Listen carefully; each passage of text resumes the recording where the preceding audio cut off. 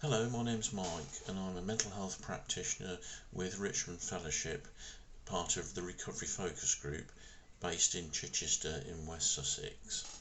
As part of Mental Health Awareness Week, I thought I'd do a short video explaining my experiences of loneliness over the years. I haven't scripted this, so it's going to be off the top of my head, so I must remember not to swear. Basically, loneliness for me began when I was very small. I get flashbacks that I've had as a result of psychotherapy, which would suggest that I was abandoned when I was very small for periods of time.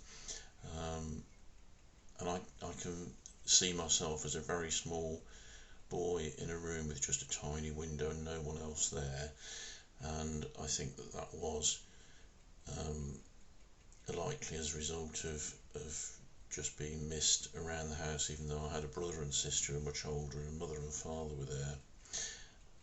In my early years, loneliness took the form of being literally on my own, although my brother and sister had moved out of the house, and so I was effectively raised as an only one.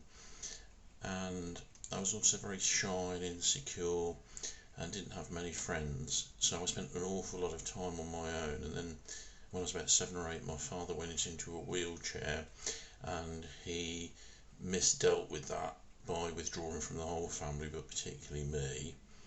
And so there were lots of times when I was left to my own devices, and I get memories of that, and the loneliness was pretty crushing.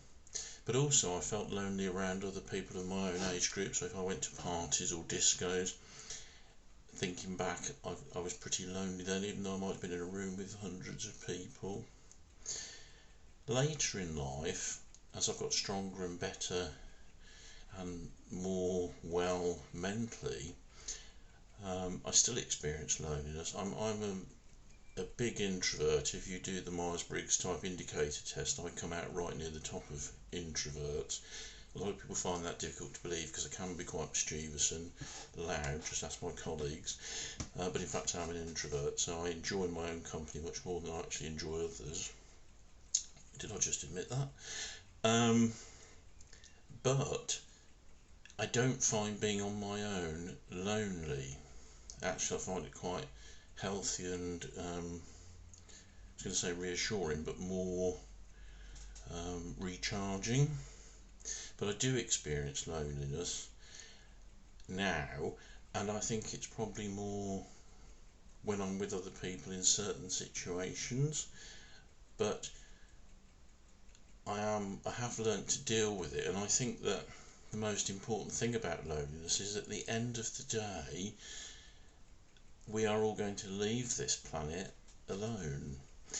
And so really it's a good idea to get used to managing feelings of loneliness, because it's actually nothing to be frightened of. Once you start to face it, you become much better friends with yourself, and loneliness doesn't seem to have that threat anymore. I don't have a partner in life, so I do feel lonely in that respect, that I don't have someone special.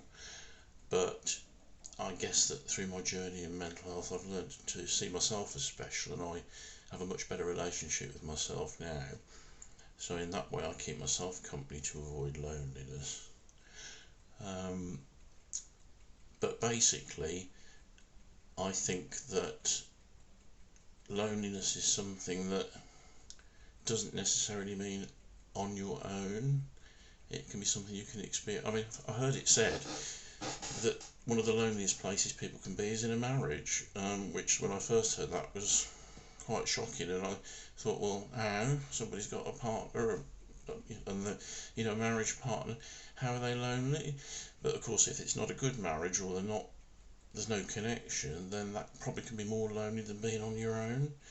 So I'm going to stop now because I think I'm waffling, but I think really loneliness is not something to be feared, but something to be embraced and something to learn to manage.